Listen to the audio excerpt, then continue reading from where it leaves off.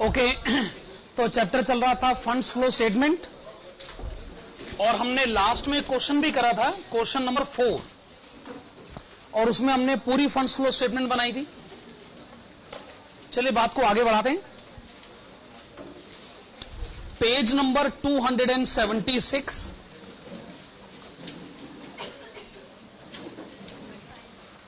Question number 3, funds flow statement, page number 276, question number 3। The comparative balance sheet of Beta Company for the year 2011 and 2012 are given below. Prepare funds flow statement for the year 2012. एक काम करते हैं, current liabilities और current assets को टिक करते हैं। Liability side पर सिर्फ एक करंट लायबिलिटी है, वो है सन्ड्री क्रेडिटर्स, उसको आप टिक लगा लीजिए। कोई और करंट लायबिलिटी हो तो बताइए। डिविडेंड और टैक्स को तो हम करंट मानने नहीं देंगे आपको, कम से कम इस चैप्टर में तो नहीं मानने देंगे। करंट एसेट्स, डेटर्स, स्टॉक और बैंक बैलेंस, 3 करंट एसेट हैं, 1 करंट लायबिलिटी है। पूरे आंसर में इसके बारे में सोचा भी नहीं जाएगा, डिस्कशन भी नहीं करा जाएगा। हाँ, एक बार आंसर आ जाए तो लास्ट में हम अपने आंसर को वेरीफाई करेंगे, और वेरीफाई करते हुए क्या बनाया जाता है, schedule of changes in working capital, तब इन्हीं के बारे में बात करेंगे। क्वेश्चन में कुछ इंफॉर्मेशन गिवन है, एडजस्टमेंट्स गिवन है, आप वो सारी एडजस्टमेंट्स पढ़ लीजिए।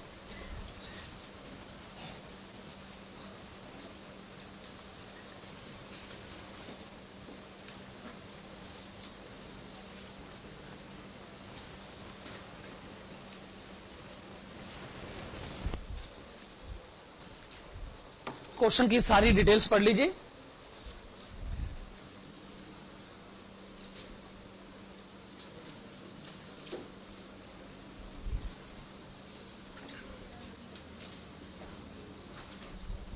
तो क्वेश्चन की रिक्वायरमेंट है कि फंड्स फ्लो स्टेटमेंट बनाया जाए।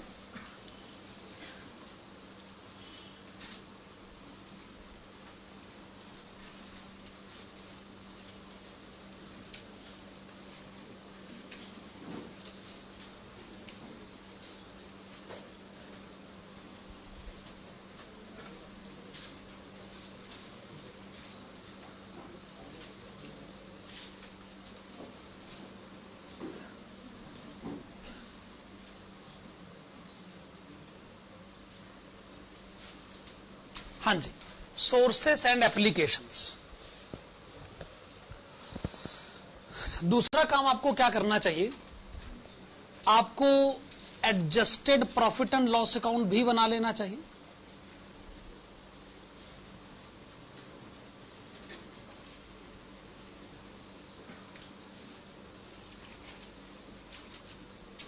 अच्छा, ये अकाउंट क्यों बनाया जाए, ताकि आप जान सके फंड्स फ्रॉम ऑपरेशंस।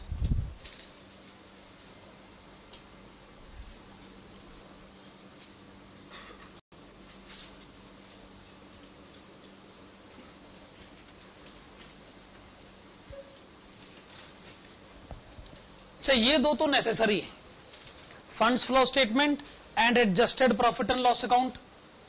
बाकी जरूरत के हिसाब से, मतलब बाकी सब वर्किंग नोट है, बाकी सब वर्किंग नोट। हाँ जी, तो आइए फिर शुरू करते हैं। आप देखिएगा लायबिलिटी साइड पर प्रॉफिट एंड लॉस अकाउंट का ओपनिंग बैलेंस कितना दे रखा है। ध्यान से देखिएगा कि आपको क्लोजिंग बैलेंस शीट पहले दे रखी है और ओपनिंग बैलेंस शीट बाद में दे रखी है।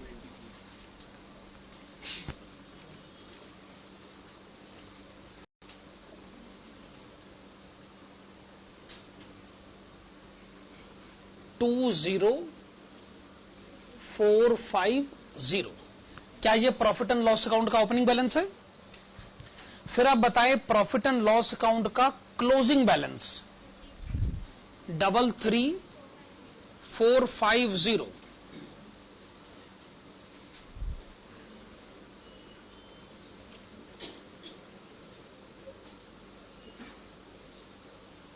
चलिए, ओपनिंग बैलेंस हो गया और क्लोजिंग बैलेंस हो गया।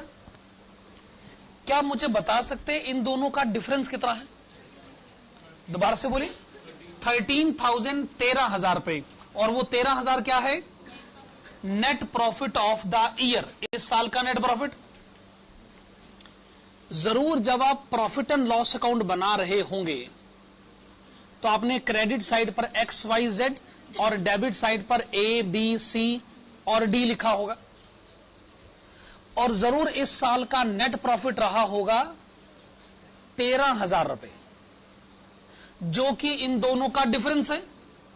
और जो इस साल आपने प्रॉफिट कमाया वो आपने प्रॉफिट एंड लॉस अकाउंट में भेजा, तभी तो ओपनिंग बैलेंस अगर इतना है तो क्लोजिंग बैलेंस इतना हो गया। तो एक तरीके से हमने डी से शुरुआत कर दी है। अगर कुछ एक्सपेंसेस गलत हो गए हैं, ए को छोड़कर बाकी सारे एक्सपेंसेस गलत हैं, उनको ठीक करना पड़ेगा डेबिट साइड पर लिखकर। एक्स को छोड़कर बाकी सारी इनकम गलत है, उसे ठीक करना होगा क्रेडिट साइड पर लिखकर। ये सारी बातें हम पहले से समझते हैं। चलिए आइए लायबिलिटी साइड से शुरुआत करते हैं। Share capital opening balance 3,60,000, closing balance 4 lakh.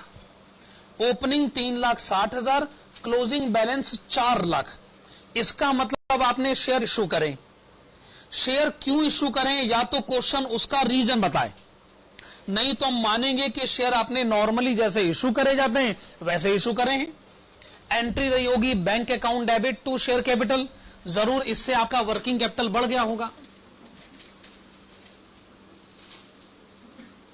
Issue of shares, कितना वर्किंग कैपिटल बढ़ गया होगा? ₹40,000। तो आपने लिखा इश्यू ऑफ शेयर्स और अमाउंट आपने रिकॉर्ड किया ₹40,000। ओके, बस यही एंट्री है इसकी। General reserve opening balance 10,000, closing balance 7,000। फिर से क्वेश्चन से पूछ लीजिए जनरल रिजर्व क्यों बढ़ गया। आज जनरल रिजर्व इसलिए बढ़ गया क्योंकि आपने जनरल रिजर्व में पैसा डाला है, तभी बढ़ गया। जनरल रिजर्व में अमाउंट आपने कहां से इंट्रोड्यूस करा होगा? जरूर जब इस साल प्रॉफिट एंड लॉस अकाउंट बन रहा होगा, तो जब ABCD नाम के खर्चे लिखे गए होंगे तो उसमें जनरल रिजर्व भी आपने लिख दिया होगा, तभी तो आखिर में D नाम का प्रॉफिट आया। क्या आप जनरल रिजर्व को जेन्युइन बिजनेस एक्सपेंडिचर मानते हैं? नो। तो चूंकि ये जेन्युइन बिजनेस एक्सपेंडिचर नहीं है तो हम इसकी करेक्शन एंट्री पास करेंगे। करेक्शन एंट्री के लिए आप adjusted profit and loss account, debit side पर लिखेगा 2 जनरल रिजर्व, कितना है रुपीस? 50,000। क्या ये पॉइंट वैलिड है? 50,000 रुपए।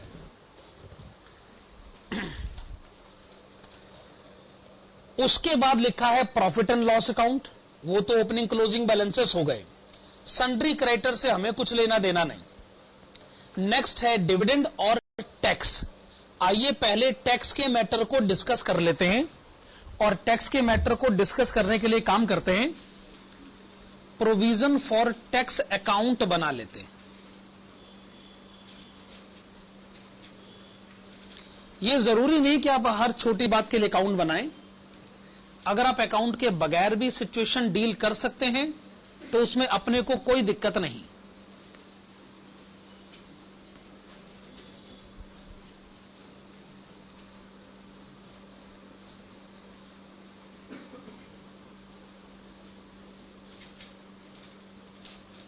बताइए, जब ये साल शुरू हुआ तो आपने गवर्नमेंट को टैक्स के कितने रुपए देने थे? ओपनिंग बैलेंस बताइएगा। 50,000 रुपए।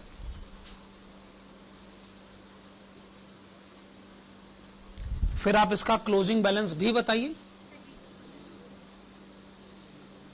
32,000। This is to balance carried down. Okay, to balance carry down.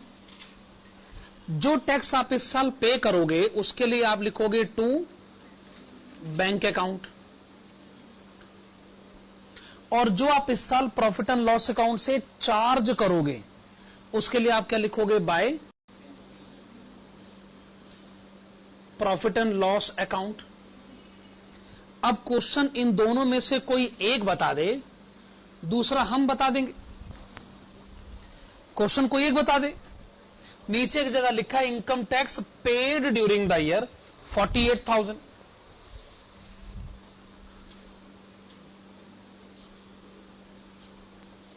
तो प्रॉफिट एंड लॉस अकाउंट से जो चार्ज हुआ है 30,000।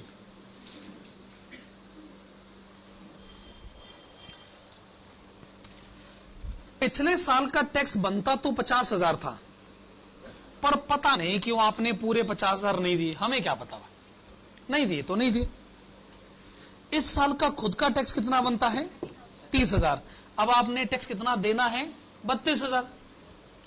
2,000 तो पुराना बचा हुआ है ना, 50,000 में से 48,000 दे दिए, 2,000 पुराने बचे हैं, 30,000 अब के बचे हैं, तो आपने टोटल देने हैं 32,000 रुपए।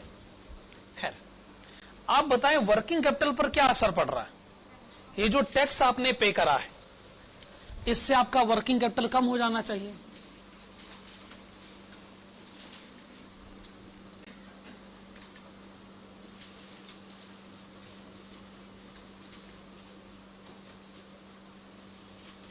पेमेंट ऑफ टैक्स, ठीक है ना। दूसरी बात, जब आप profit and loss account originally बना रहे थे तो क्या आपसे कोई गलती हुई थी, हुई तो सुधार लीजिए।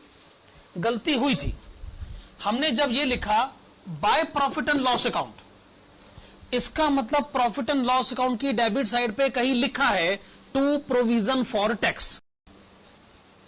कितना लिखा है, 30,000। क्या प्रोविजन फॉर टैक्स को बिजनेस एक्सपेंडिचर मानते हैं? अगर नहीं मानते तो फिर आप इसकी करेक्शन एंट्री पास करिए, और इसकी करेक्शन एंट्री आपको डेबिट साइड पर लिखकर पास करनी पड़ेगी।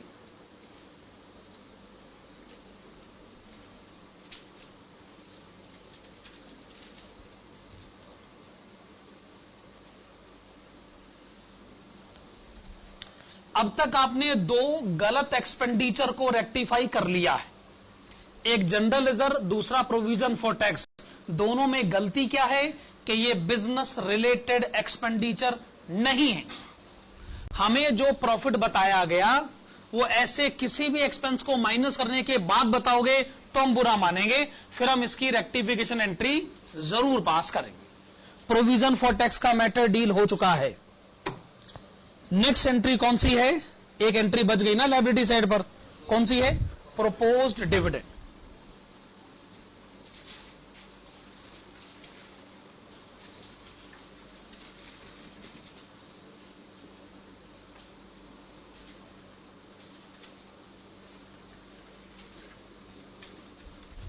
हाँ जी, तो आपने लिखा प्रोपोज्ड डिविडेंड अकाउंट।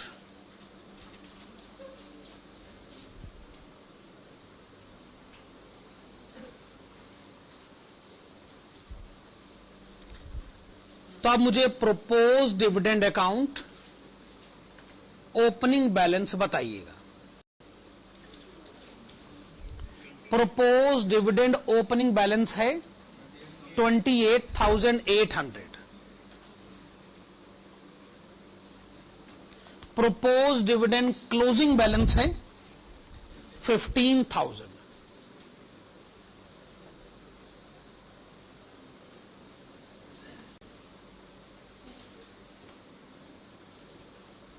वही ओपनिंग क्लोजिंग बैलेंस रिकॉर्ड हो गए।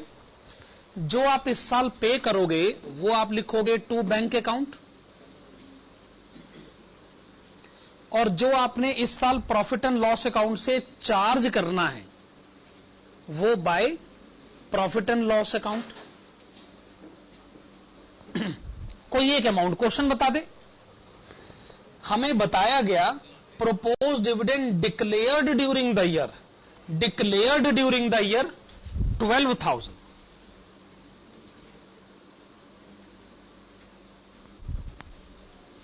तो डेबिट साइड का बैलेंस कितना आ गया? 25,800।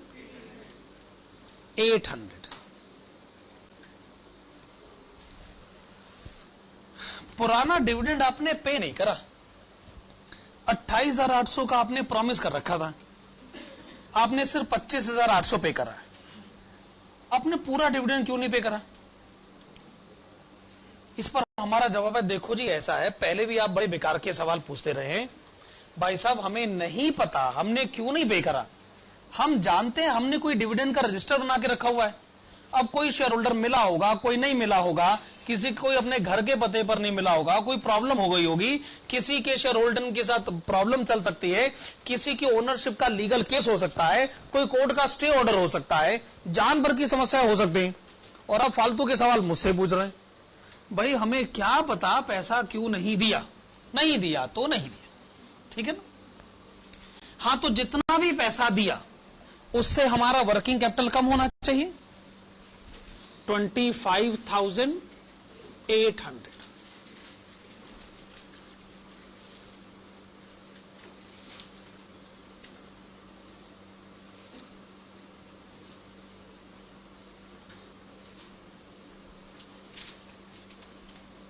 तो आपने लिखा प्रोपोज डिविडेंड पेड, जितना भी पेड है उससे बैंक बैलेंस कम हुआ है, वर्किंग कैपिटल कम हुआ है, और जो प्रॉफिट एंड लॉस अकाउंट से चार्ज हुआ है ये बिजनेस एक्सपेंडिचर नहीं है, हमें इसकी करेक्शन एंट्री पास करनी पड़ेगी।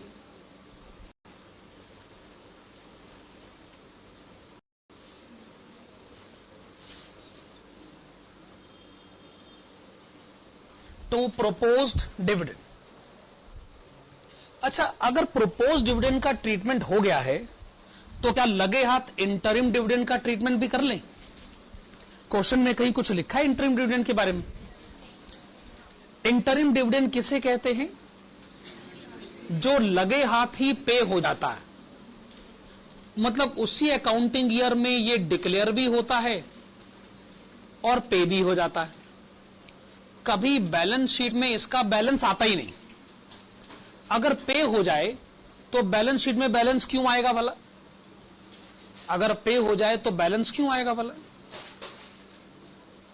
तो ये तो तय है कि इसका कोई ओपनिंग क्लोजिंग बैलेंस होता ही नहीं। ये वो डिविडेंड है जो इस साल प्रॉफिट एंड लॉस अकाउंट से चार्ज होता है, और जितना भी चार्ज होता है एज इट इज उतना पे भी हो जाता है। इससे इंटरिम डिविडेंड कहते हैं। तो क्वेश्चन ने कितना बताया? इंटरिम डिविडेंड कितना है? 10,000।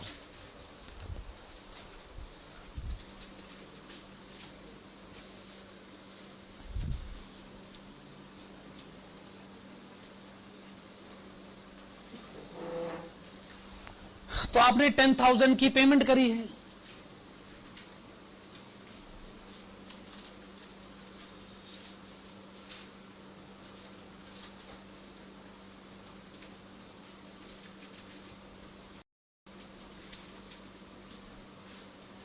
तो आपका वर्किंग कैपिटल कम हो गया, और उसी इंटरिम डिविडेंड को आपने प्रॉफिट एंड लॉस अकाउंट में चार्ज भी करा है, तो आपको उसकी रेक्टिफिकेशन एंट्री पास करनी पड़ेगी।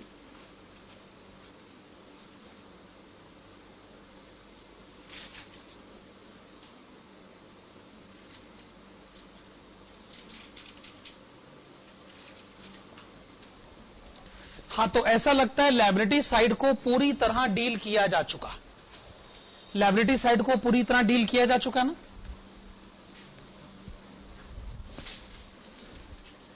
अब आइए हम एसेट साइड की तरफ चलें। हां जी, एसेट साइड की तरफ चलते। एसेट साइड में सबसे नीचे क्या लिखा हुआ है?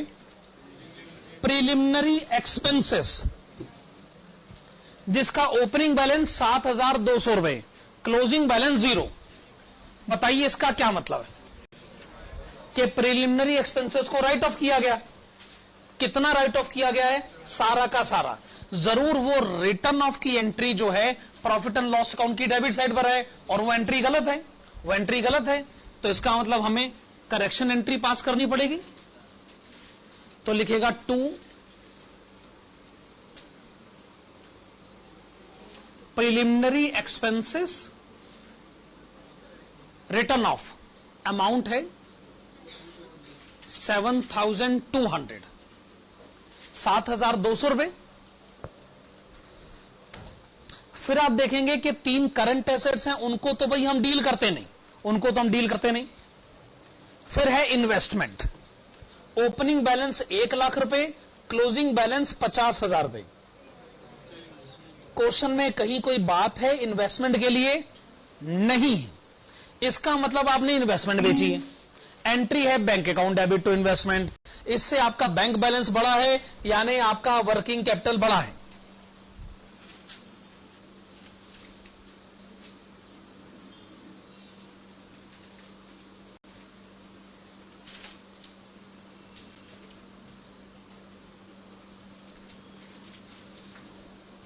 सेल ऑफ इन्वेस्टमेंट आपने लिखा 50,000 रुपए। तो क्या फिक्स्ड एसेट को छोड़कर आप बाकी सारी एंट्रीज डील कर चुके? तो फिक्स्ड एसेट जितनी भी हैं, फिक्स्ड एसेट की डिटेल्स को आप इकट्ठा कर लीजिए, फिक्स्ड एसेट्स की डिटेल्स को आप एक बार पढ़ लीजिए।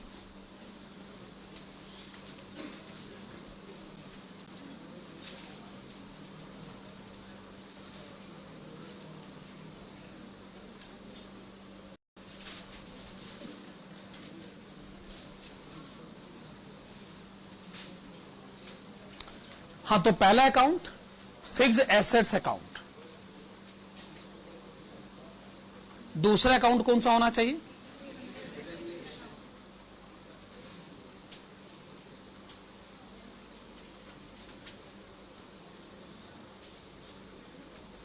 Accumulated depreciation account.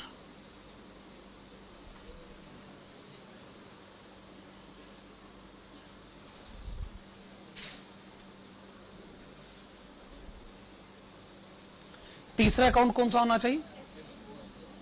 Fixed asset disposal account. तीसरा अकाउंट आपने बनाया fixed asset disposal account. Yes, ये 3 अकाउंट्स के परफॉर्मे आपने बना ली। फिक्स्ड एसेट का आप मुझे पहले तो ओपनिंग बैलेंस बताइए, ओपनिंग बैलेंस बताइए। 4,80,000।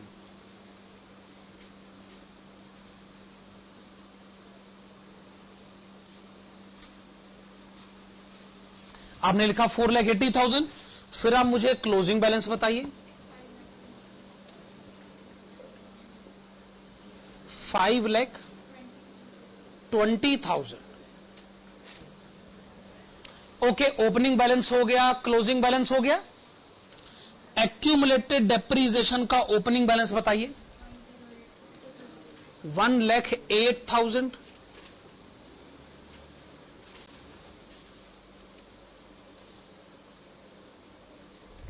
एक्यूमुलेटेड डेप्रीसिएशन क्लोजिंग बैलेंस बताइए। 1,40,000।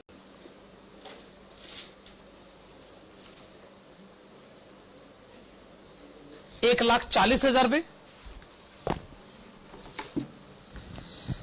एडजस्टमेंट नंबर 1 क्या है? इस साल 40,000 का डेप्रीसिएशन और चार्ज किया गया है। 40,000 है ना? तो accumulated depreciation credit side bye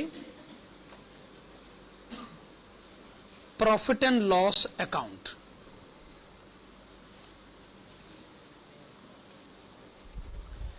आपने लिखा by profit and loss account 40,000, bracket में लिखेगा depreciation during the year, depreciation during the year. ये डेप्रीसिएशन इस साल चार्ज किया गया।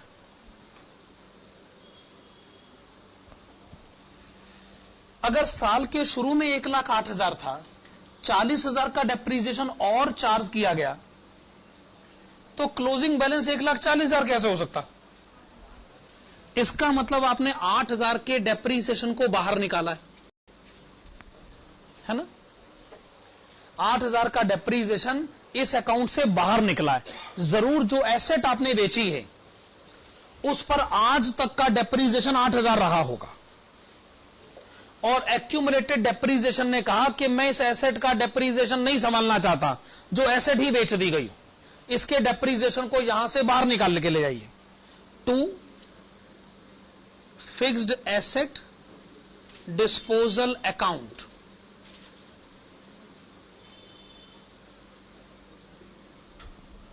अकॉर्डिंगली ये एंट्री डिस्पोजल अकाउंट की क्रेडिट साइड पर आ जानी चाहिए। By accumulated depreciation account, the amount is ₹8,000, 8,000 रुपए। ये जो बात मैं कह रहा था ये पॉइंट नंबर 2 में कंफर्म हो गया। वो कहते हैं कि पुरानी मशीन है जो कभी 9,000 की खरीदी गई थी, जिस पर आज तक डेप्रीसिएशन 8,000 था, हमने उसे 3,000 में बेचा, तो वो डेप्रीसिएशन एक्यूमुलेटेड डेप्रीसिएशन से डिस्पोजल अकाउंट में आ गया। वो हमने कभी 9,000 की खरीदी थी, तो फिक्स्ड एसेट अकाउंट क्या कहेगा कि फिर आप इसको यहां से बाहर निकाल कर ले जाइए। Bye fixed asset disposal account 9,000, हम उस एसेट को अपने अकाउंट में रखना ही नहीं चाहते जो बेच दी गई, ठीक है। अब डेबिट साइड पर बैलेंस आ जाएगा। इसका एक ही मतलब हो सकता है कि आपने फिक्स एसेट खरीदी है,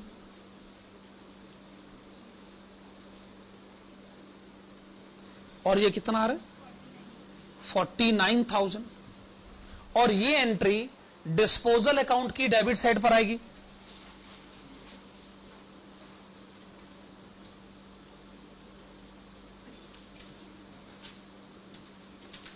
टू फिक्स्ड एसेट्स अकाउंट ₹9,000। तो जो फिक्स्ड एसेट आपने बेच दी वो कभी 9,000 की हमने खुद खरीदी थी, आज तक डेप्रीसिएशन 8,000 लग चुका था, यानी आज की कीमत थी सिर्फ 1,000, हमने आज इसको कितने में बेच दिया 3,000 रुपए में।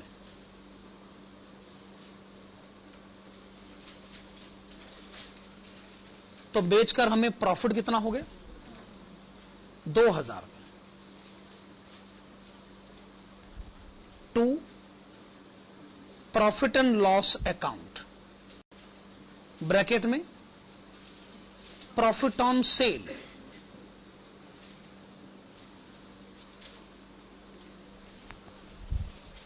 अकाउंट बन गए। आइए ये देख ले कि वर्किंग कैपिटल पे कितना असर पड़ रहा है।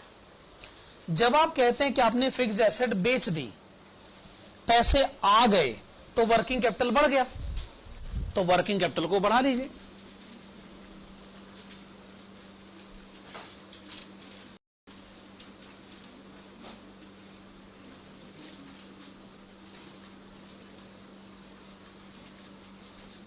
ठीक है ना। जब आप कहते हैं कि आपने फिक्स एसेट खरीद ली, पेमेंट कर दी, तो वर्किंग कैपिटल कम हो गया, वर्किंग कैपिटल कम कर लीजिए।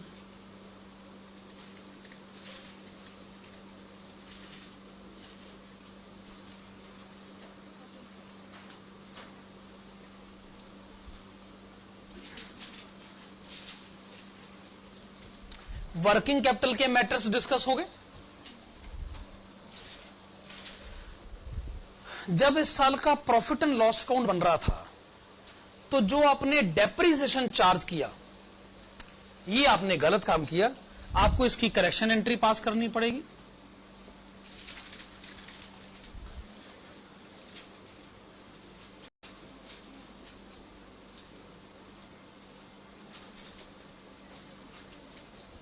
ठीक है ना। और तो और ये जो प्रॉफिट ऑन सेल की एंट्री रिकॉर्ड हुई होगी, ये जरूर प्रॉफिट एंड लॉस अकाउंट के क्रेडिट साइड पे रिकॉर्ड हुई होगी, और अगर क्रेडिट साइड की गलती को सुधारना हो तो adjusted profit and loss account की भी क्रेडिट साइड पर ही लिखना पड़ता है।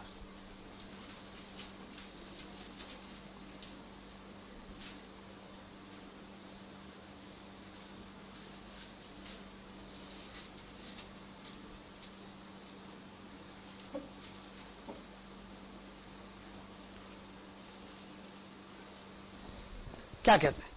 क्या सारी करेक्शन एंट्रीज हो गई? अब हमारे हिसाब से तो हम क्वेश्चन की सारी एंट्रीज डील कर चुके हैं, कोई एंट्री नहीं बची हुई है। अब जो भी यहां क्रेडिट साइड पे बैलेंस आएगा, हम उसको क्या नाम देंगे? By funds from operations.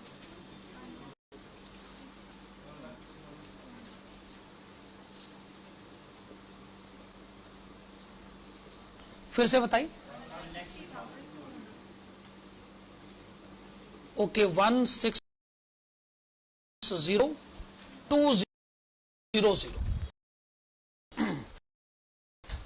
160,200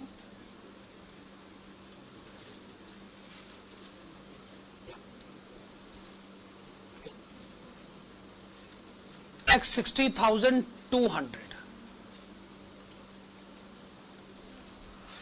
funds from operation, जाने बिजनेस के कारण वर्किंग कैपिटल कितना बढ़ गया। शेयर्स इश्यू करे, इन्वेस्टमेंट बेची, फिक्स एसेट बेची, वर्किंग कैपिटल बढ़ गया अन्य कारणों से भी। टैक्स की पेमेंट करी, डिविडेंड पे करा, इंटरम डिविडेंड पे करा, फिक्स एसेट गया।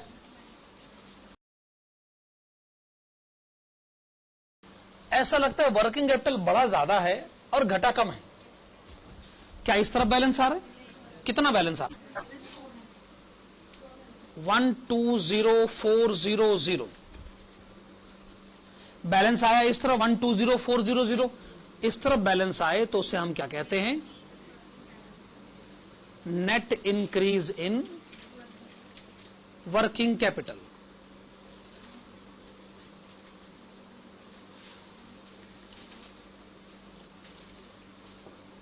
This is net increase in working capital. Okay, point valid. लिखेगा वेरिफिकेशन।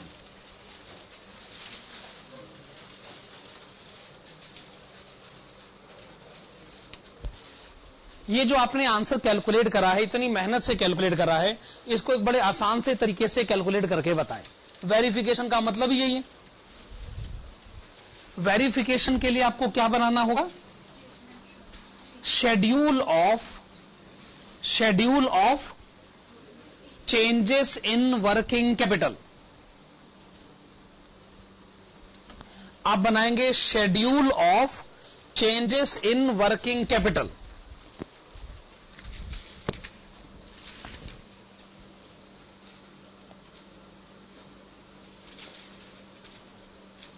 क्या प्रोसीजर है? पर्टिकुलर्स,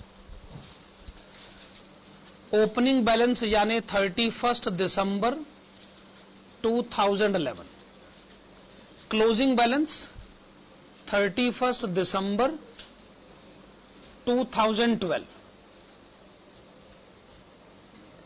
उसके बाद वर्किंग कैपिटल, और वर्किंग कैपिटल में दो मैटर्स पर डिस्कशन होगा कि वर्किंग कैपिटल कितना इंक्रीज हुआ है और कितना डिक्रीज हुआ है।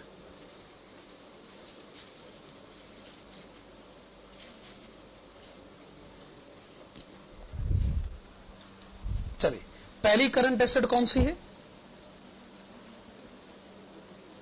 डेटर्स।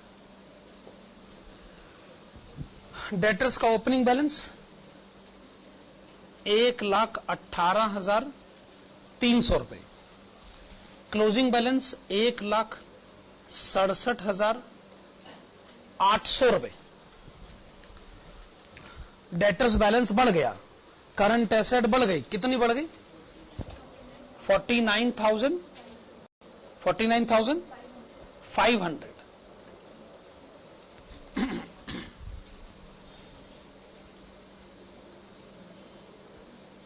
ओके, स्टॉक का opening balance 55,600।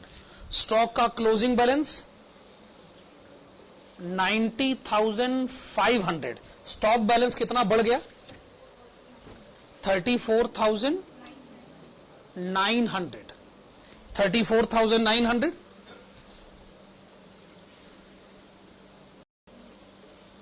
Bank balance, opening balance 47,000 500, sorry 49,800, closing balance 47,500, bank balance कम हो गया, कितना कम हो गया? 2,300। फिर आप लिखना चाहेंगे क्रेडिटर्स। क्रेडिटर्स का ओपनिंग बैलेंस बताइए, 233,650।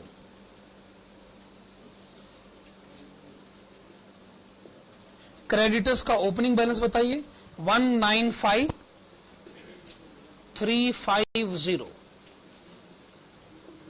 क्रेडिटर्स कम हो गए यानी वर्किंग कैपिटल बढ़ गया, यही इसका मतलब होता ना। कितना बढ़ गया?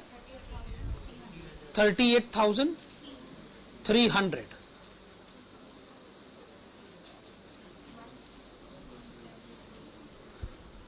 दोबारा बोली, 122,700। ये प्लस साइड का टोटल है 122,700, और ये इंक्रीज का टोटल है, फिर डिक्रीज का टोटल 2,300।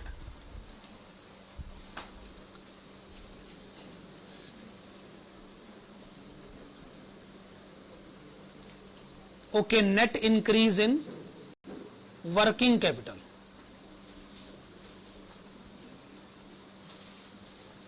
इन दोनों का डिफरेंस पता कर लेते हैं।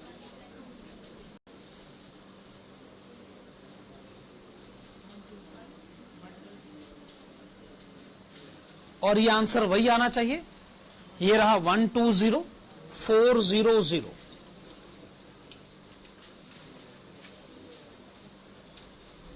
ओके, आपने बताया 120,400। हाँ जी, ये हमें क्वेश्चन नंबर 3 का आंसर दे दिया। मैं फिर बताना चाहूंगा, वेरिफिकेशन जो है ये पूरी तरह ऑप्शनल है। आप वेरिफिकेशन प्रोसीजर में नहीं जाना चाहते तो आपकी मर्जी। हाँ जी, अगले क्वेश्चन पर आने से पहले हमें कंसेप्ट को समझना होगा, फिर हम अगला क्वेश्चन अटेम्प्ट कर पाएंगे। तो आइए उसके लिए हम हेडिंग डालें। हेडिंग है कंसेप्ट ऑफ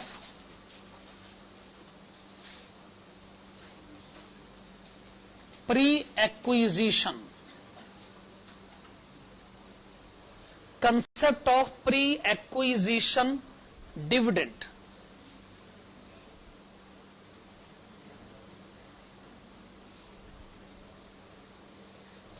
पहले से पढ़ रखे आप लोगों ने? प्री एक्विजिशन डिविडेंड नहीं पढ़ा तो कोई बात नहीं, पढ़ा है तो भी कोई बात नहीं, देख लेंगे क्या पहले पढ़ रखा है। नहीं पढ़ा तो फिर तो कंपेयर करने का सवाल ही पैदा नहीं होता। हेडिंग है concept of pre acquisition dividend. लिखेगा एग्जाम्पल, हेडिंग डालेगा एग्जाम्पल। कंसेप्ट को समझने के लिए एग्जाम्पल दिया जाए तो सबसे अच्छी बात है। लिखेगा example, following information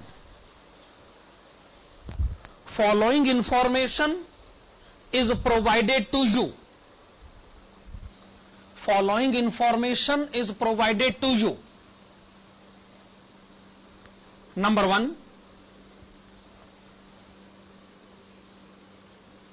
1, shares of rupees 1 lakh, shares of rupees 1 lakh are purchased during the year.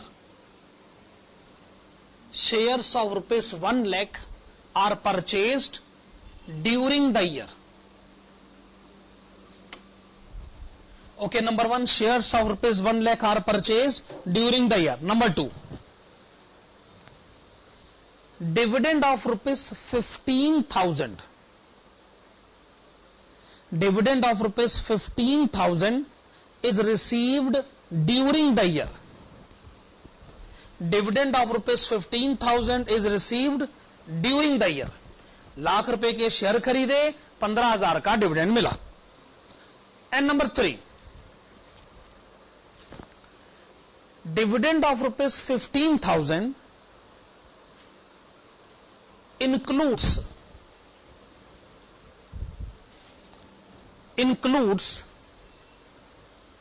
pre-acquisition dividend,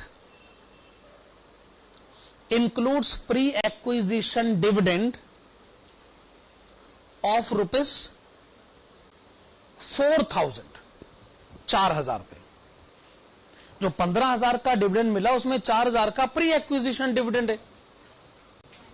फिर लिखेगा रिकॉर्ड नेसेसरी जर्नल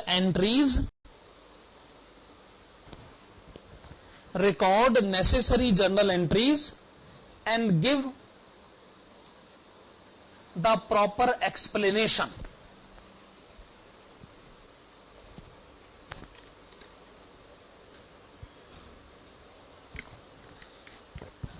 आप मेरा मकसद तो समझ ही रहे हैं कि मैं क्या कहना चाहता हूं, कि हम basically pre acquisition dividend per discussion करना चाहते हैं, नेसेसरी जर्नल एंट्रीज और प्रॉपर एक्सप्लेनेशन देना चाहते हैं।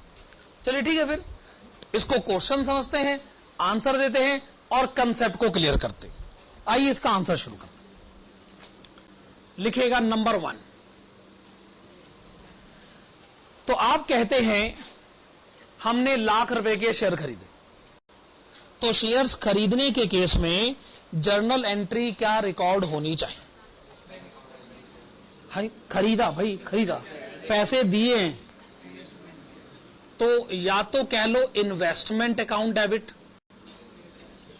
या कह लो शेयर्स अकाउंट डेबिट, या कह लो investment in shares account debit, जो मर्जी कह लो। शेयर्स अकाउंट डेबिट, हमने किसी दूसरी कंपनी के शेयर्स खरीदे, तो या तो कहिए शेयर्स अकाउंट डेबिट, या कहिए इन्वेस्टमेंट अकाउंट डेबिट, या कहिए investment in shares account debit, एक ही बात है।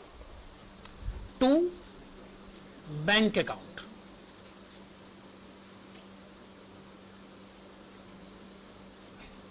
तो शेयर्स आपने खरीदे हैं ₹1,00,000 के,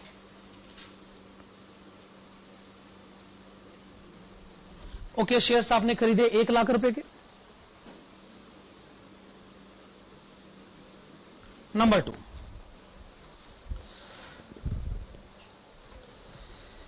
क्या आपको 15,000 का डिविडेंड मिला है? तो एंट्री होनी चाहिए bank account debit,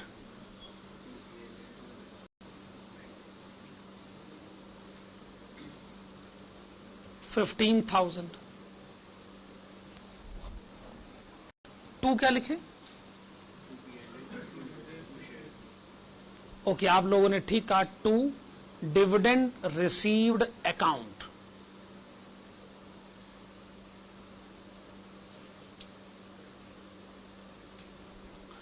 dividend received account 15,000 रुपए। ओके, आप कहते हैं 15,000 मिले, किस बात के मिले?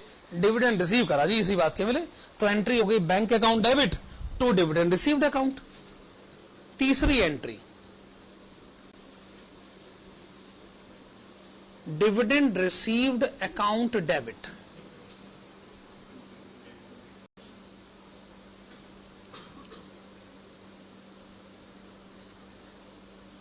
₹15,000। 2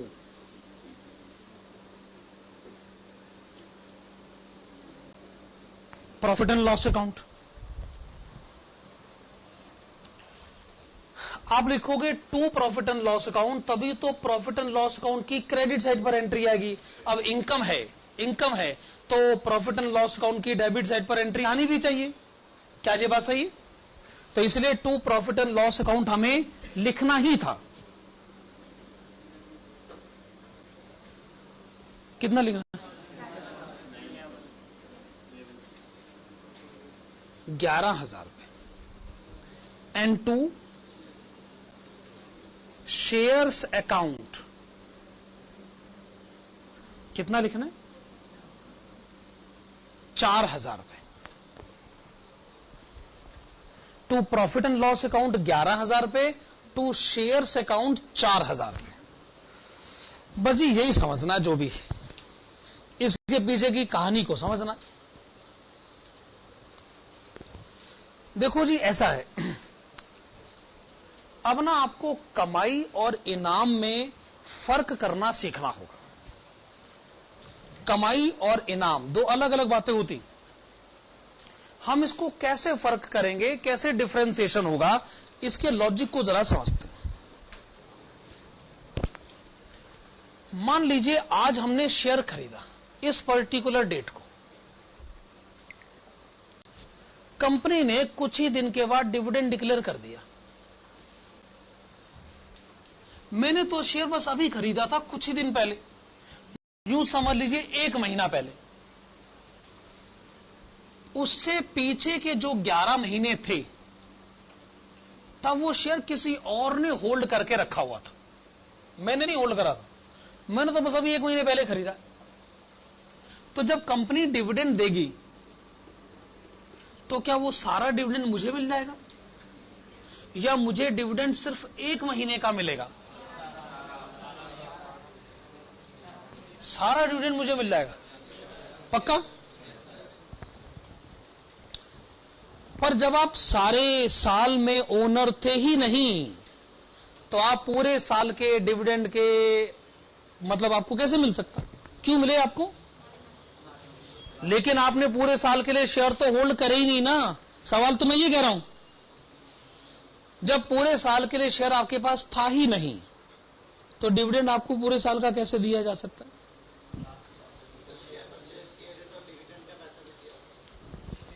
अच्छा, मतलब मुझे वैसे मालूम नहीं है कि अगर मैं बाजार से शेयर खरीदता हूं तो क्या इस मुद्दे पर कभी सेलर परचेजर की बात होती भी है कि नहीं होती?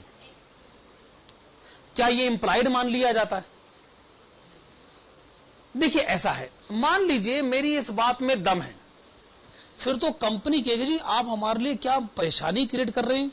फिर तो आप हमसे यह भी जानना चाहोगे कि पिछले 12 महीने के दौरान किस आदमी ने शेयर कितने दिनों के लिए होल्ड किया था। और अगर मान लो शेयर हर रोज खरीदा गया, बेचा गया, तो क्या हम डिविडेंड के 365 टुकड़े करेंगे और हर एक को हिस्से में एक एक टुकड़े का डिविडेंड उसके घर भिजवाएंगे? समझा करो, ग्राउंड रियलिटी को समझो, ऐसे नहीं होता। हम ऐसा नहीं कर सकते। हम इतनी बात जानते हैं, जो हमारे रजिस्टर में ओनर लिखा हुआ है, हम उससे कुछ नहीं पूछेंगे कि आप कितने दिनों से इसके ओनर हैं। हम कहेंगे आज आप इसके ओनर है ना, चलिए सारा डिविडेंड आपका, बाकी आपकी अपनी प्रॉब्लम है और जिसने आपको शेयर बेचे थे ये उसकी प्रॉब्लम है, हमें उससे कुछ लेना देना नहीं। यही होता है। इसका मतलब यह बात तय है कि आपको ओनर बनने से पहले के पीरियड का भी डिविडेंड मिल सकता है, क्वाइट पॉसिबल। ओनर बनने के बाद आपको डिविडेंड मिले वो तो होता ही है, पर ओनर बनने से पहले के पीरियड का डिविडेंड मिलने के भी पूरे चांसेस हैं कि नहीं? भाई अगर मैं कोई एसेट खरीदूं तो जिस दिन मैं एसेट खरीदूं उसके बाद मैं कुछ कमाऊं, ये तो बात समझ में आती है। पर ये कैसे हो सकता है कि एसेट खरीदने से पहले भी मैं कुछ कमा लूं? अगर मैंने आज एक प्रॉपर्टी खरीदी तो मैं आज इसको किराए पे देना शुरू कर देता हूं तो रेंट मिलेगा आज से। पर क्या आज से पीछे के पीरियड का रेंट भी मुझे मिल सकता? नहीं मिल सकता ना, वो तो बात ही गलत है ना। लेकिन मान लो ऐसा है, मतलब ओनर बनने के बाद अगर मुझे कुछ मिलता है तो मेरी कमाई है, पर ओनर बनने से पहले के पीरियड का अगर मुझे कुछ मिलता है तो वो मेरी कमाई नहीं होती है, वो मेरे लिए इनाम होती है। इनाम मिला मेरे को। कमाई उसे कहते हैं जो ओनर बनने के बाद के पीरियड की होती है, अंग्रेजी में कहेंगे पोस्ट एक्विजिशन पीरियड। और जो प्री एक्विजिशन पीरियड है, जब मैं ओनर था ही नहीं फिर भी मुझे कुछ मिल गया, तो ये तो मेरे लिए इनाम हुआ कि नहीं हुआ? प्रॉफिट एंड लॉस अकाउंट कहता है कि देखो भाई हम कमाई तो लिख सकते, इनाम नहीं लिख सकते, इसलिए पोस्ट एक्विजिशन पीरियड की इनकम तो लिखने को वो राजी हो गए, लेकिन प्री एक्विजिशन पीरियड की इनकम वो लिखने को राजी नहीं हुए। फिर दूसरा सवाल ये उठता है जी, प्री एक्विजिशन पीरियड के लिए शेयर्स को क्यों क्रेडिट कर दिया? तो इसका लॉजिक सुनिए। अगर आप बाजार से कोई एसेट 100 रुपए की खरीदो और दुकानदार आपको कहे कि अच्छा 100 रुपए की एसेट खरीदोगे ना तो मैं आपको 10 रुपए की टॉफी मुफ्त में दूंगा। अब बताओ मैंने सामान कितने का खरीदा? कितने का खरीदा? 90 रुपए का। 100 की तो मैंने पेमेंट करी, 10 की तो मुझे टॉफी भी मिल गई। इफेक्टिवली बताओ सामान मैंने कितने का खरीदा? 90 रुपए का। तो भाई मैंने लाख रुपए के शेयर खरीदे, ये आपको दिखता है, पर मैं जानता हूं ऐसा नहीं है। मैं जानता हूं ऐसा नहीं। शेयर्स खरीदने के कारण मुझे 4000 रुपए का इनाम मिला। तो बताओ मुझे शेयर्स कितने के पड़ गए? तो शेयर्स डेबिट करा लाख रुपए से, क्रेडिट करा 4000 से, तो मुझे शेयर्स पड़ गए 96,000 के। तो अगर आपको 15,000 का डिविडेंड मिल रहा है तो आप यूं कहिए, 15,000 को यूं कहिए कि अरे वो जो शेयर लाख के खरीदे थे ना, वो लाख के नहीं खरीदे, वो 96,000 के खरीदे। 4,000 से तो शेयर की कीमत कम कर दो, बाकी 11,000 को अपनी कमाई कहो और कमाई को प्रॉफिट एंड लॉस अकाउंट में जाने दो। ठीक है ना? तय समझ, ये बात तय हो गई। कमाई प्रॉफिट एंड लॉस अकाउंट में जाती है, इनाम प्रॉफिट एंड लॉस अकाउंट में नहीं आएगा। हां, इनाम की वजह से क्या होगा कि जो आपने शेयर्स खरीदे थे, इन्वेस्टमेंट खरीदी थी, उसको कम करके सोच लिया जाएगा। ठीक है ना? चलो लिखो इस बात को।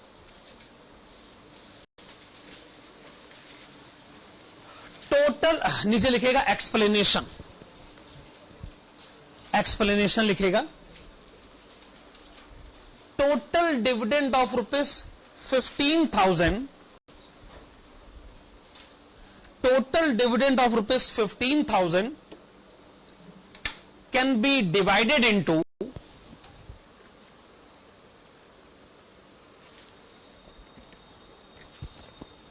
total dividend of ₹15,000 can be divided into following two categories. Following two categories. Number 1, dividend of ₹11,000, dividend of ₹11,000 relating to post acquisition period, relating to post acquisition period, which can be regarded as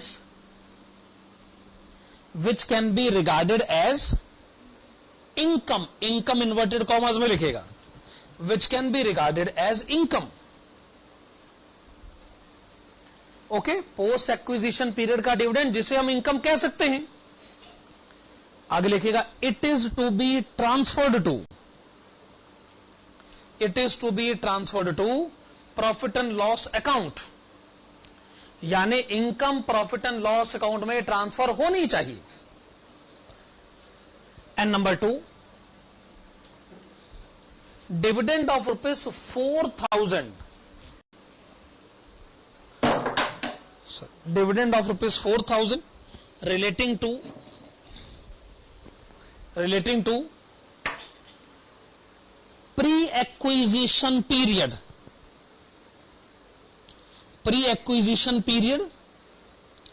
which cannot be regarded as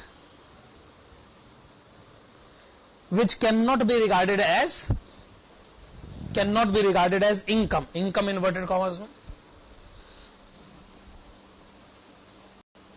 which cannot be regarded as income, और इसे income नहीं माना जा सकता, full stop. However, it may be regarded as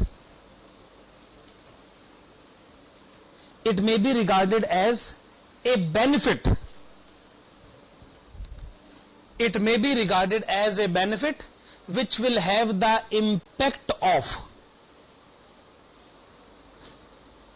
it may be regarded as the benefit which will have the impact of reducing the amount of investment, reducing the amount of investment. तो आगे से अगर हमें इनाम मिले तो हम कहेंगे जी हमने इन्वेस्टमेंट सस्ती खरीद ली, है कि नहीं? 100 रुपए का सामान खरीदे, 10 रुपए का इनाम मिल जाए तो कहना शुरू कर दीजिए जी मैंने तो सामान 90 रुपए का खरीदा।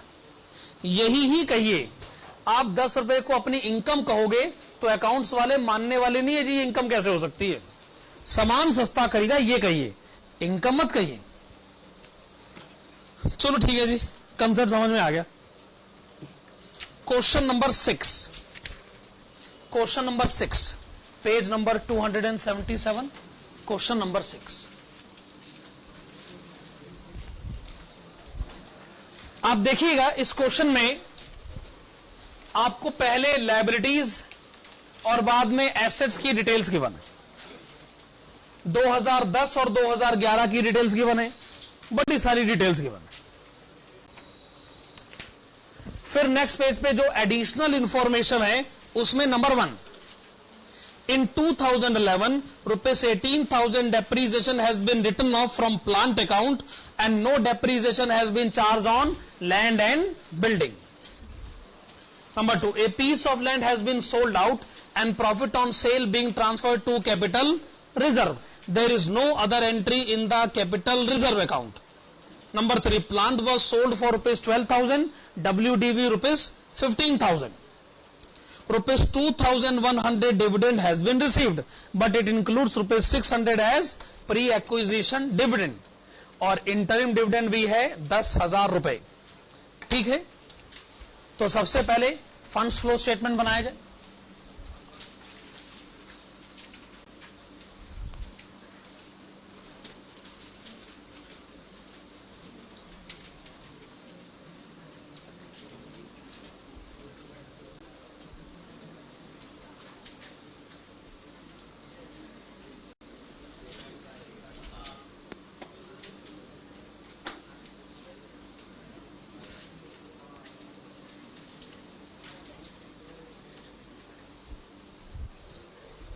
हाँ जी, फंड्स फ्लो स्टेटमेंट बनाइए, adjusted profit and loss account बनाइए।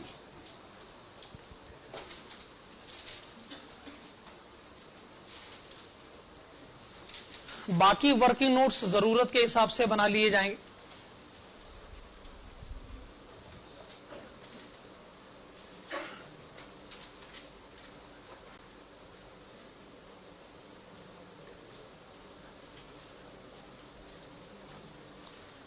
लायबिलिटी साइड देखिएगा, प्रॉफिट एंड लॉस अकाउंट का ओपनिंग और क्लोजिंग बैलेंस आइडेंटिफाई करिएगा। ओपनिंग बैलेंस है 18,000,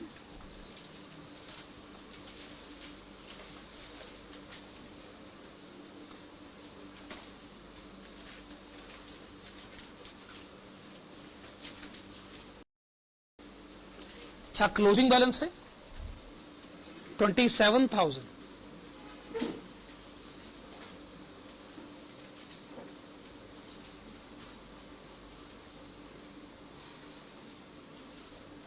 डिफरेंस इस साल की नेट इनकम है जिसको कि हमें करेक्ट करना पड़ेगा, ठीक है ना?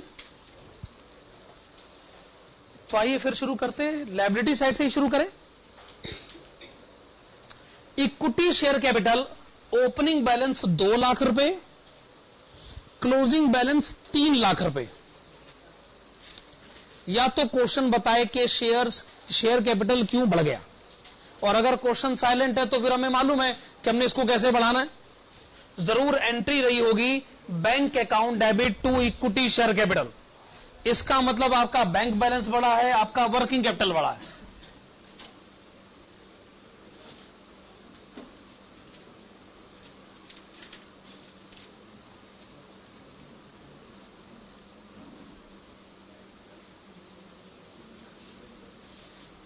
तो आपने इक्विटी शेयर इश्यू करे हैं और आपका वर्किंग कैपिटल कितना बढ़ गया है? 1 लाख। हां, तो इक्विटी शेयर इश्यू करने के कारण वर्किंग कैपिटल बढ़ गया 1 लाख रुपए। प्रेफरेंस शेयर, क्वेश्चन कहता है opening balance 1 lakh, closing balance 50,000। क्या कोई इंफॉर्मेशन है? नहीं है। इसका मतलब आपने प्रेफरेंस शेयर रिडीम करे हैं, आपने पैसे दिए हैं, तो आपका वर्किंग कैपिटल कम हो जाना चाहिए।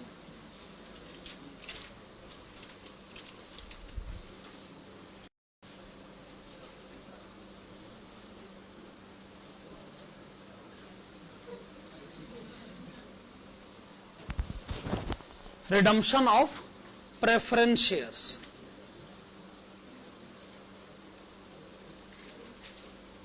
हां जी, तो सिचुएशन को डील करना हमारे लिए काफी आसान था ना। हमने इक्विटी शेयर इश्यू करे, वर्किंग कैपिटल बढ़ गया, हमने प्रेफरेंस शेयर रिडीम करे, वर्किंग कैपिटल घट गया। सिचुएशन हमारे लिए काफी कन्वीनियंट है। General reserve opening balance 20,000, closing balance 30,000। क्या क्वेश्चन में है कोई जनरल रिजर्व की एंट्री? नहीं, कोई एंट्री नहीं। इसका मतलब जनरल रिजर्व बढ़ गया। एक ही रीजन से बढ़ सकता है कि वो प्रॉफिट एंड लॉस अकाउंट से, यस प्लीज, एक ही रीजन से बढ़ सकता है कि वो प्रॉफिट एंड लॉस अकाउंट से चार्ज करा गया। प्रॉफिट एंड लॉस अकाउंट की डेबिट साइड पर अगर कोई एंट्री गलत है तो उसको ठीक करने के लिए आपको adjusted profit and loss account की डेबिट साइड पर लिखना पड़ेगा।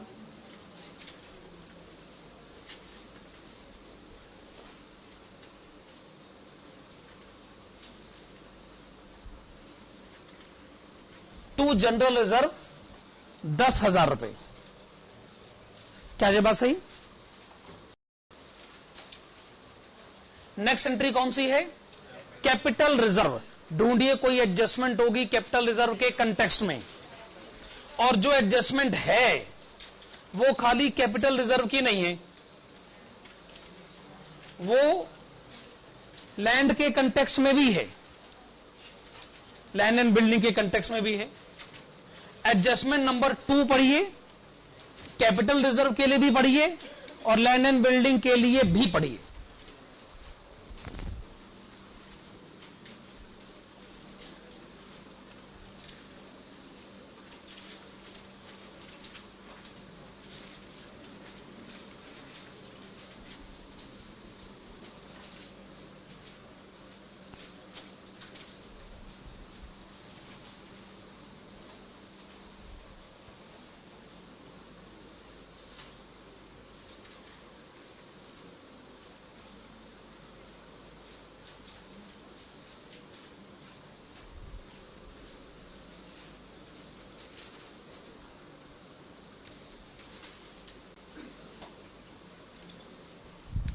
पहले तो ये बताइएगा कि लैंड एंड बिल्डिंग का ओपनिंग बैलेंस कितना है?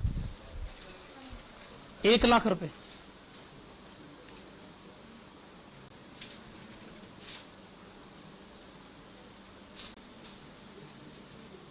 फिर आप मुझे इसका क्लोजिंग बैलेंस बताइए। 75,000।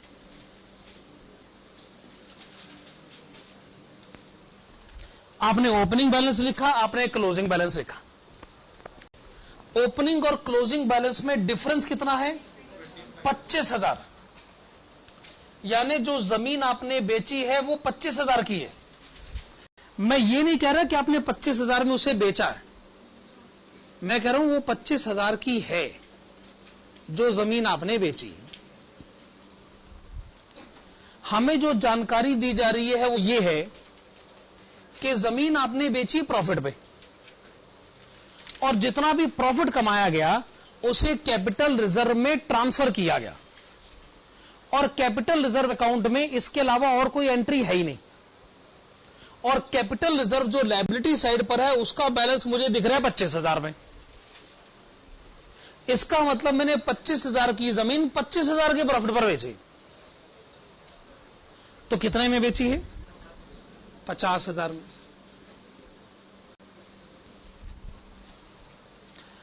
और जो 25,000 का मुझे प्रॉफिट हुआ है, अगर क्वेश्चन मुझको न बताता तो मैं पक्का का प्रॉफिट को प्रॉफिट एंड लॉस अकाउंट की क्रेडिट साइड पे ट्रांसफर कर देता। पर क्वेश्चन कहता है नहीं, आप ऐसा मत करें, जो भी प्रॉफिट आपने कमाया है आप उसे कैपिटल रिजर्व अकाउंट में ट्रांसफर करें।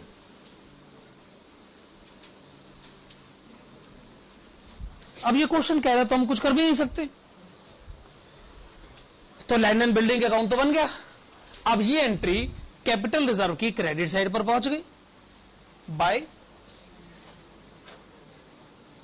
Land and building account.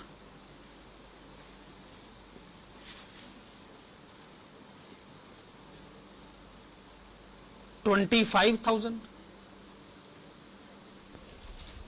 और कैपिटल रिजर्व का क्लोजिंग बैलेंस हो गया, इस तरीके से सोचा जाए तो ₹25,000। कैपिटल रिजर्व अकाउंट भी बन गया, दोनों अकाउंट बन गए। अब ये बताइए कि वर्किंग कैपिटल पे क्या असर पड़ रहा है। जब आप कहते हो कि आपने जमीन बेची है तो इसका मतलब आपका वर्किंग कैपिटल बढ़ा है।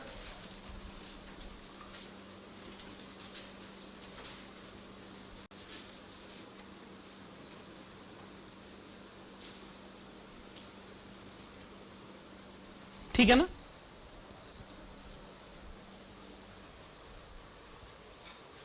अब सवाल ये उठता है कि जब इस साल का प्रॉफिट एंड लॉस अकाउंट बन रहा था, क्रेडिट साइड पर XYZ, डेबिट साइड पर ABCD, क्या आपसे कोई गलती हुई थी?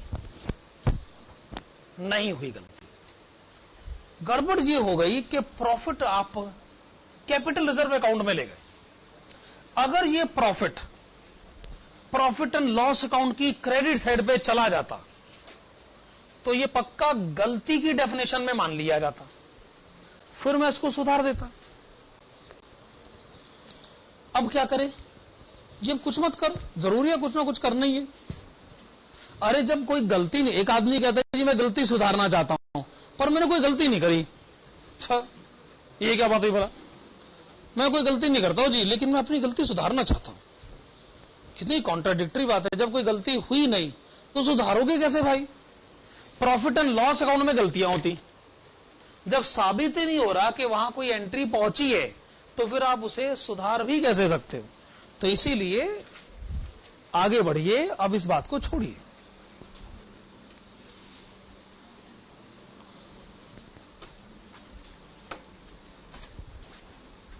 चलिए आगे बढ़े फिर।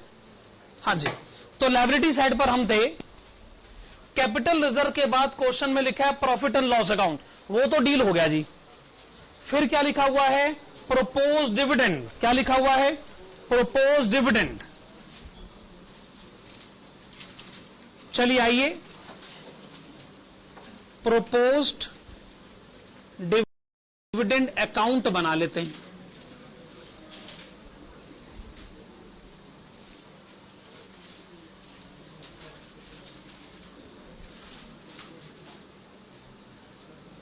क्या आप मुझे प्रोपोज्ड डिविडेंड का ओपनिंग बैलेंस बता सकते हैं? दोबारा से बताइए। 28,000। 28,000 है। फिर आप मुझे प्रोपोज्ड डिविडेंड का क्लोजिंग बैलेंस भी बता दीजिए। दोबारा से बताइए। 39,000। ओके, आपने बताया 39,000। जो डिविडेंड आप इस साल पे करोगे वो तो होना चाहिए टू बैंक अकाउंट, और जो इस साल प्रॉफिट एंड लॉस अकाउंट से चार्ज करोगे वो होना चाहिए by profit and loss account. ठीक है ना। इसमें से कोई एक अमाउंट क्वेश्चन बताए, दूसरा हम पता कर लेंगे। क्वेश्चन ने कुछ भी नहीं बताया, है ना। हमने कहा ये तो और आसान बात होगी हमारे लिए, फिर तो मामला और आसान हो गया।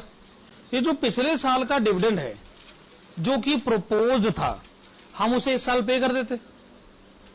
जब हमने पिछले साल शेयर होल्डर्स को कोई वादा किया था तो वो वादा जरूर हम इस साल पूरा कर देंगे।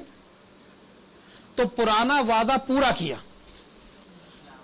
इस और नया वादा और कर दिया, है ना, और जो नया वादा करा उसके बारे में कहा जी वो तो फिर अगले साल पूरा करेंगे ना, 39,000।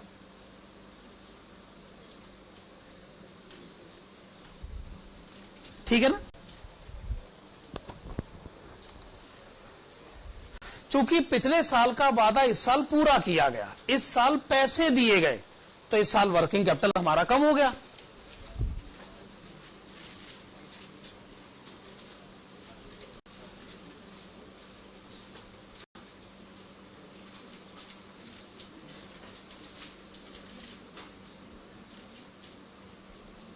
proposed dividend paid 28,000,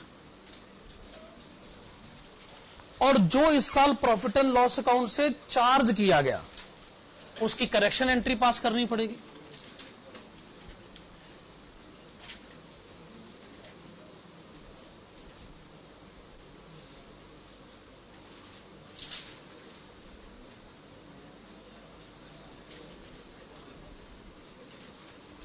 $39,000। देखिए, प्रपोज्ड डिविडेंड का ट्रीटमेंट हो गया है, लगे हाथ इंटरिम डिविडेंड का ट्रीटमेंट भी कर ले अगर क्वेश्चन में है तो। कितना इंटरिम डिविडेंड गिवन है? 10,000। इंटरिम डिविडेंड जाने इसी साल पे हुआ, इसी साल प्रॉफिट एंड लॉस अकाउंट से चार्ज हुआ 10,000।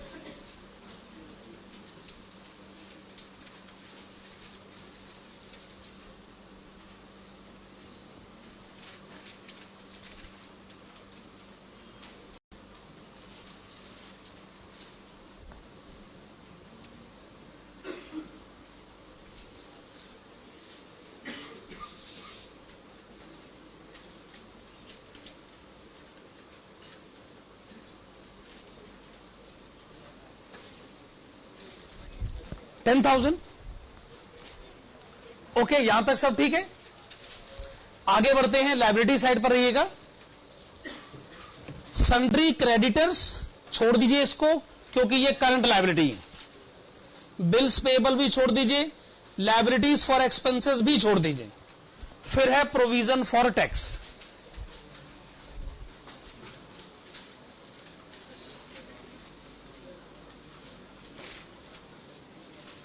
अकाउंट्स बनाना आपकी मर्जी पर निर्भर करता है। अगर आपको लगता है कि जी मैं अकाउंट के बगैर अपनी बात कहने में सक्षम हूं, तो फिर आप अकाउंट मत बनाइएगा।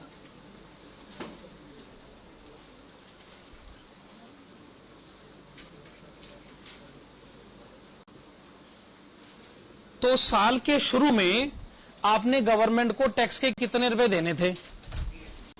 28,000 रुपए। साल के आखिर में 32,000 रुपए।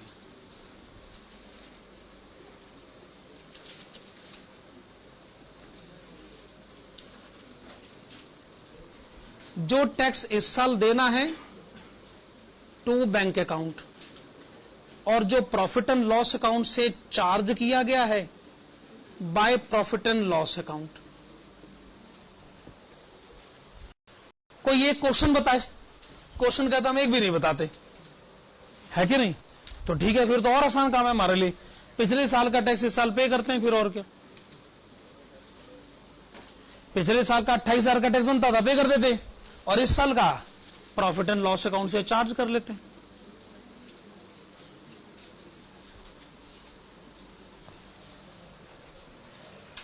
जो आपने इस साल टैक्स पे करा है उससे आप अपना वर्किंग कैपिटल कम करिए।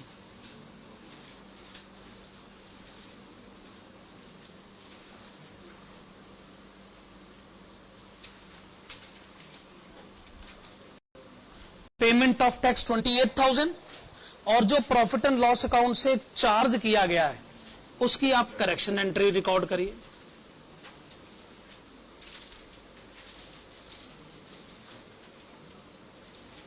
To provision for tax 32,000। ठीक है। अब मैं ये कह सकता हूं कि लायबिलिटी साइड को हमने पूरी तरह डील कर लिया। लायबिलिटी साइड को हमने पूरी तरह डील कर लिया। अब हमें एसेट साइड की तरफ आ जाना चाहिए। एसेट में भी एक एंट्री तो हो गई है, लैंड एंड बिल्डिंग को तो हमने डील कर लिया है। अच्छा, एसेट साइड पर गुडविल लिखा हुआ है, ओपनिंग बैलेंस 50,000, क्लोजिंग बैलेंस 40,000। या तो आपने गुडविल बेची है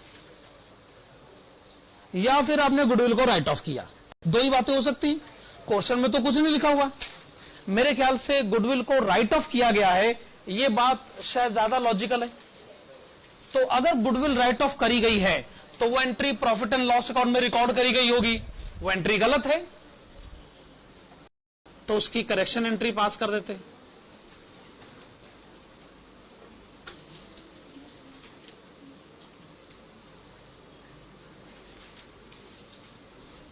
आपने लिखा to goodwill written off ₹10,000।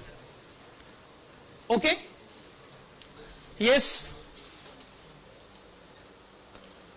Land and building,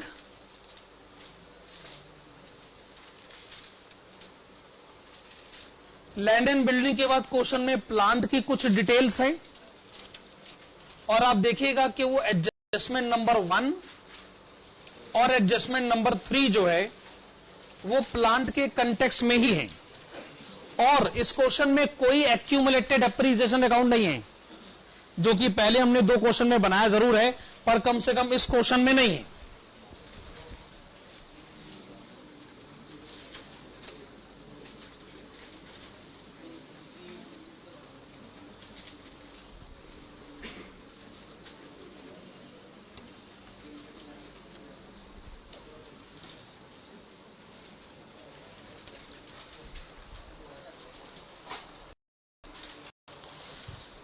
हाँ, तो पहले ये बताइएगा कि प्लांट का ओपनिंग बैलेंस क्वेश्चन में कितना लिखा है?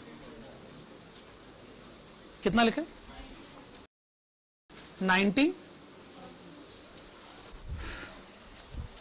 90,000।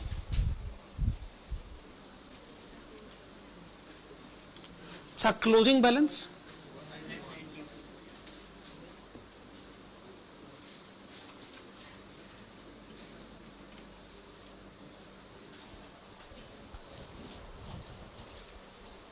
1,91,000।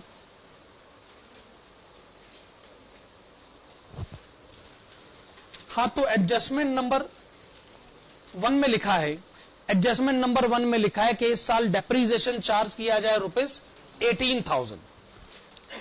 तो आप क्रेडिट साइड पे लिखेगा by profit and loss account, और ब्रैकेट में लिखेगा डेप्रीसिएशन अमाउंट आप रिकॉर्ड करिएगा ₹18,000। एडजस्टमेंट नंबर 3 में लिखा है कि एक प्लांट है जिसकी रिकॉर्ड में कीमत 15,000 है, पर हमने उसको 12,000 में बेचा। तो आप क्रेडिट साइड पे लिखेंगे बाय बैंक अकाउंट, ब्रैकेट में सेल, हमने उसको 12,000 में बेचा है, और बेचकर हमको 3,000 रुपए का लॉस हुआ। तो आप लिखेगा by profit and loss account, bracket में लॉस ऑन सेल, और कोई एंट्री क्वेश्चन में तो गिवन नहीं। तो प्लांट डेबिट साइड पे जो बैलेंस आएगा हम उसको कहना चाहेंगे टू बैंक अकाउंट, और ब्रैकेट में लिखेगा purchases.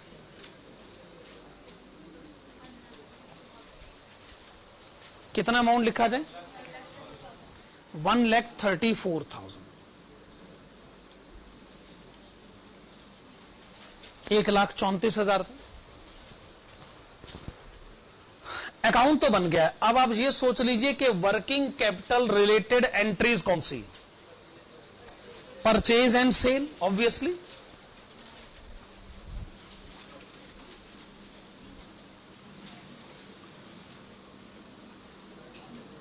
Cell of plant ₹12,000, sale of plant ₹12,000,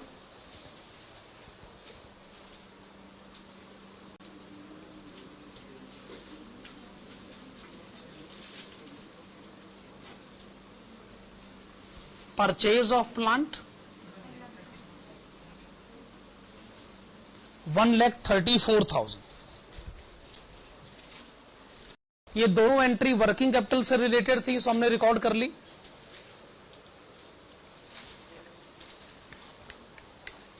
अब अगर प्रॉफिट एंड लॉस अकाउंट में कोई गलतियां हुई हैं तो उनको सुधार भी लेते।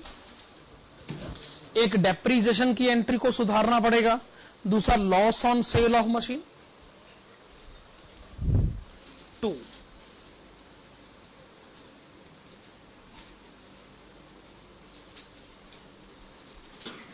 डेप्रीसिएशन ऑन प्लांट ₹18,000,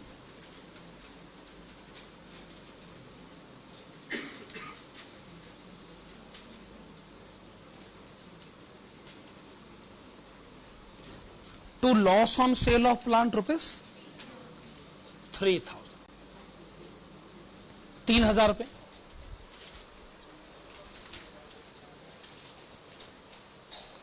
अब मैं ये कह सकता हूं कि प्लांट के कंटेक्स्ट में सारी एंट्रीज रिकॉर्ड हो चुकी। अब क्वेश्चन में नेक्स्ट एंट्री है इन्वेस्टमेंट, वो तो खैर है ही। नेक्स्ट पेज पर आप देखेंगे कि debtors, stock, bills receivable, cash in hand, cash at bank, सब करंट एसेट। और लास्ट में है प्रिलिमिनरी एक्सपेंसेस, जिसका ओपनिंग बैलेंस अगर 10,000 है तो क्लोजिंग बैलेंस 7,000 है। यानी आपने प्रिलिमिनरी एक्सपेंसेस को राइट ऑफ करा है।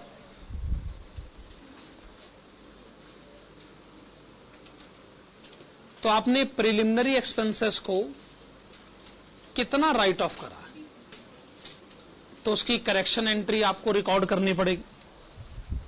प्रिलिमिनरी एक्सपेंसेस को आपने जितना राइट ऑफ किया है उसकी करेक्शन एंट्री आपको रिकॉर्ड करनी होगी। मेरे ख्याल से अब रह गया सिर्फ इन्वेस्टमेंट, और इन्वेस्टमेंट के कंटेक्स्ट में एडजस्टमेंट नंबर 4 रह गया। सिर्फ इन्वेस्टमेंट और उस कंटेक्स्ट में एडजस्टमेंट नंबर 4। हां, तो एडजस्टमेंट नंबर 4 और इन्वेस्टमेंट अकाउंट बनाया जाए।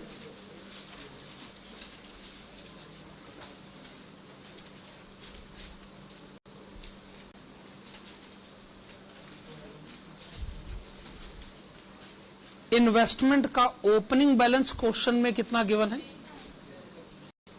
10,000।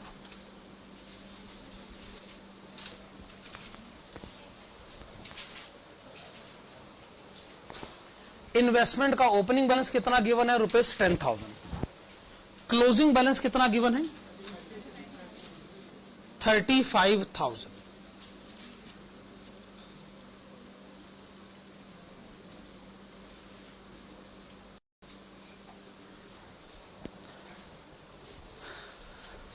वेल, ऐसा लगता तो है कि हमने इन्वेस्टमेंट 25,000 की खरीदी।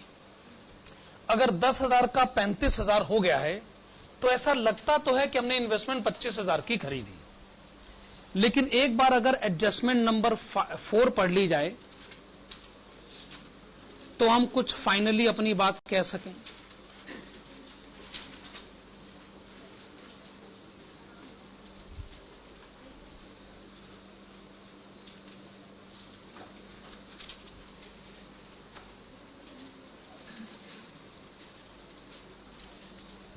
तो एडजस्टमेंट नंबर 4 में कहा गया है कि हमें 2,100 रुपए का डिविडेंड मिला। ऑब्वियसली एंट्री रही होगी bank account debit to dividend received, यानी dividend received account credit side by bank account 2,100 रुपए। क्वेश्चन कहता है जी इसमें 600 रुपए को आप प्री एक्विजिशन डिविडेंड मानिए, 600 रुपए को आप इनाम मान लीजिए, यानी आप इसको कमाई नहीं मान सकते। इसका मतलब कमाई तो प्रॉफिट एंड लॉस अकाउंट में ट्रांसफर करनी पड़ती। 2100 में से 600 को हम कमाई नहीं मान सकते, तो कमाई हम कितनी मान सकते हैं? 1,500 रुपए। रहा सवाल 600 रुपए का, तो ये इनकम तो हो नहीं सकती, पर ये इनाम जरूर हो सकता है। तो आप लिखेंगे to investment account.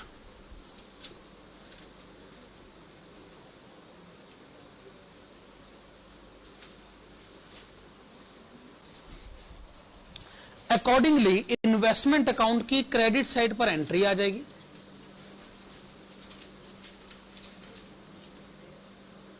Bye dividend received account 600 रुपए। अब क्या होगा कि डेबिट साइड पे इन्वेस्टमेंट में परचेज की एंट्री आ जाएगी।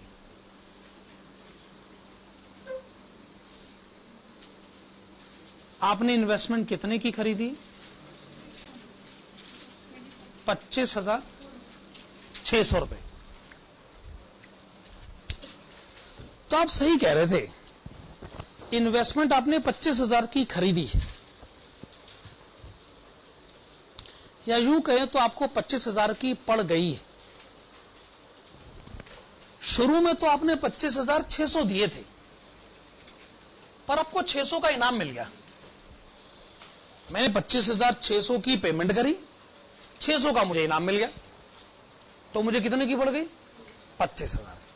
अल्टीमेट कंक्लूजन तो वही है ना, 25,600 की पेमेंट करी, 600 का इनाम मिल गया, तो मुझे 25,000 की पड़ गई। मेरे ख्याल से अल्टीमेट कंक्लूजन तो वही। खैर, वर्किंग कैपिटल से रिलेटेड एंट्रीज ढूंढी। जब आप कहते हैं कि आपको डिविडेंड मिला, इसका मतलब आप कहना चाहते हैं कि आपका वर्किंग कैपिटल बढ़ गया।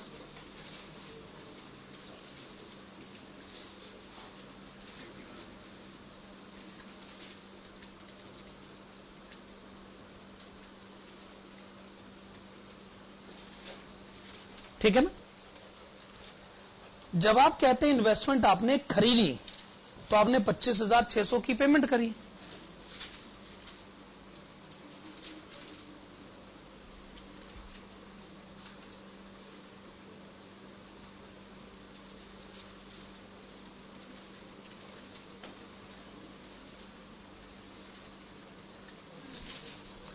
ऑब्वियसली 600 रुपए अगर 25,600 में शामिल हैं, तो वो 2100 में भी शामिल है, दोनों में है।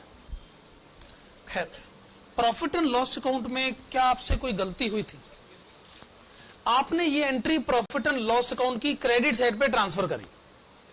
देखो जी, डिविडेंड मिलना बिजनेस इनकम नहीं कहा जा सकता, तो जी हम तो इसकी करेक्शन एंट्री पास करेंगे।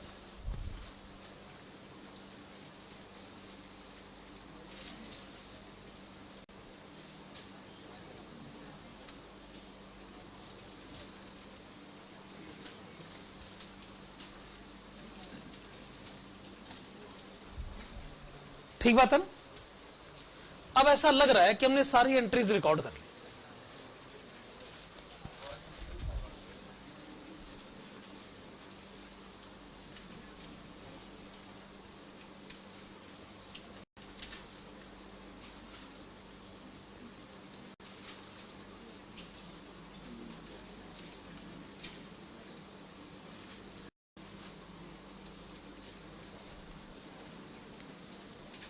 बताओ जी, फंड्स फ्रॉम ऑपरेशन कितना? दोबारा बोले।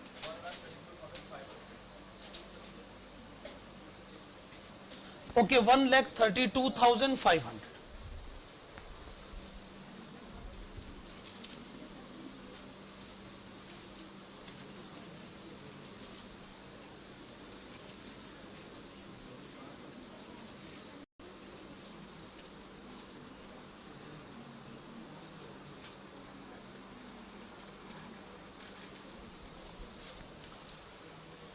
एंट्रीज तो सारी रिकॉर्ड हो चुकी। अब बैलेंसिंग फिगर किस तरफ आ रहा है? इस तरफ आ रहा है, 21,000।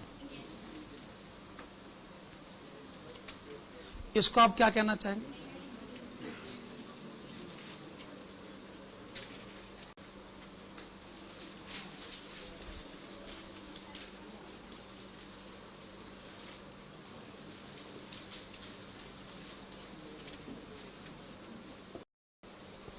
Net increase in working capital.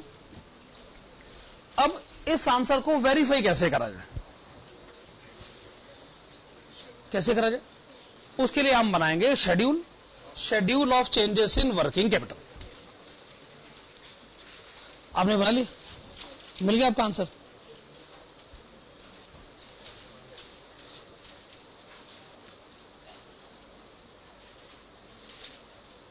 हाँ, तो आपने हेडिंग डाल ली, schedule of changes in working capital.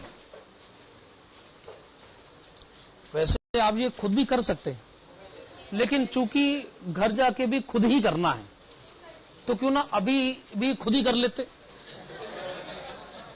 घर जाके पता नहीं याद रहे ना याद रहे, अभी लगे हाथ हो रहा है। हाँ ठीक है, तो पहला कॉलम पर्टिकुलर्स,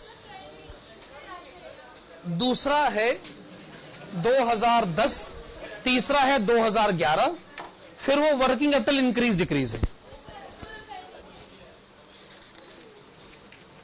आप नहीं लिखना चाहते मत लिखिए, कोई जबरदस्ती थोड़ी है, मतलब मैं कोई चेक थोड़ी कर रहा हूं कि आप कॉपी में क्या लिखें। चलो जी, पहले लिखिएगा सन्ड्री डेटर्स, पहले लिखिएगा sundry debtors, opening balance 60,000, opening balance 60,000, closing balance 90,000। Debtors बढ़ गया, वर्किंग कैपिटल बढ़ गया 30,000 रुपए, इंक्रीज साइड पर लिखेगा। फिर लिखेगा स्टॉक, ओपनिंग बैलेंस लिखिए 85,000, क्लोजिंग बैलेंस लिखिए 78,000। कम हो गया, वर्किंग कैपिटल कम हो गया, डिक्रीज साइड पे लिखेगा 7,000। बिल्स रिसीवेबल, ओपनिंग बैलेंस लिखिए 15,000, क्लोजिंग लिखिए 18,000, वर्किंग कैपिटल बढ़ गया 3,000 रुपए। Cash in hand, opening 7,000, closing 6,000, कम हो गया, डिक्रीज साइड पे लिखेगा 1,000 रुपए। Cash at bank, opening 10,000, closing 22,000। Okay, कितना बढ़ गया? 12,000 रुपए। इंक्रीज साइड पर आपने लिखा, होगी सारी करंट एसेट्स। करंट लायबिलिटीज, पहले लिखेगा क्रेडिटर्स, ओपनिंग लिखिए 25,000, क्लोजिंग लिखिए 47,000। क्रेडिटर्स बढ़ गए, बुरी बात है, डिक्रीज साइड पे लिखेगा 22,000, 22,000 रुपए डिक्रीज साइड पे लिखेगा। बिल्स पेबल, ओपनिंग 10,000, क्लोजिंग 6,000, कम हो गए, अच्छी बात है, 4,000 रुपए इंक्रीज साइड पर लिखेगा। लास्ट में liabilities for expenses, opening 8,000, closing 6,000, कम हो गए, अच्छी बात है, इंक्रीज साइड पर लिखेगा कितना? 2,000। इंक्रीज का टोटल 51,000, डिक्रीज का टोटल 30,000, डिफरेंस 21,000। ये वही है net increase in working capital. ठीक बात है। चलिए, आज की क्लास हम लोग यहीं कंप्लीट करते हैं। Thank you.